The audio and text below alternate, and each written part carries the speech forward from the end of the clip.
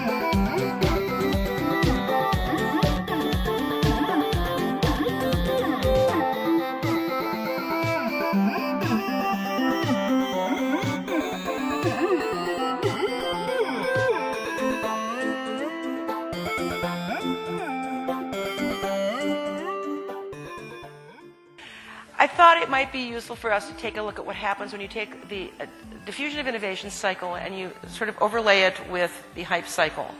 And I did this because I think what it's going to do is it points out that for us to have the impact that we think we should have, we really don't have to scatter as far as the winds sometimes feel that they're carrying us. Sometimes we just have to look at the point where we can see the cool stuff coming, but we can decide that maybe it's not right for right now, and to focus on sustaining innovation and adoption that can be implemented in our organizations.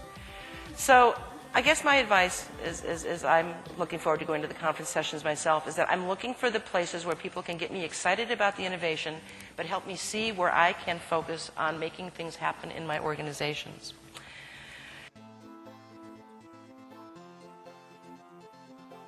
Good communication enables someone to believe in what you're saying, not only understand what you're saying. And when you have the person delivering the message in the video, it's much better than just the words on the page.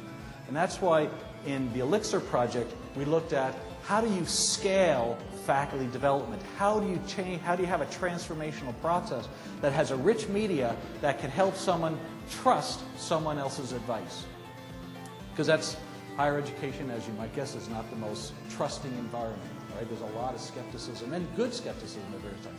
So we have here in the Elixir, we have about 60, we call them video case stories. And what's important here is not only are these really cool stories by faculty, but we also we give you the fish, and we also say, you can create these case stories yourself. Here are some guidelines for effectively creating these, capturing people's expertise in ways that it's easy and useful for other people to understand, and it's more sustainable than a lot of other strategies. We capture those lessons learned. Three aspects of what we mean by engagement was the behavioral side. So can we see students literally moving and interacting in a way that's observable? Not so much what's going on in the head, or not so much about feeling, but can I see students doing something? Are they actually writing on the virtual whiteboard? Are they responding to a poll? Are they talking to one another? Are they talking in the open discussion? The emotional part, that is, what's the affect there? Is it positive? Is it negative? Is there feelings of anxiety? Is there feelings of joy? What's happening on the engagement side of their emotion? And then finally, the cognitive, which is seemingly the most difficult to assess, but I think with some of the tools we're utilizing, both in the synchronous and asynchronous environment, helps us assess that to see what's going on as the students engage with the material in a live setting as well as on their own. So when I speak of engagement, this is really the theoretical framework that I'm looking on in Frederick's. What it's about, its affordability is important, but what I'm looking for are learning solutions, right?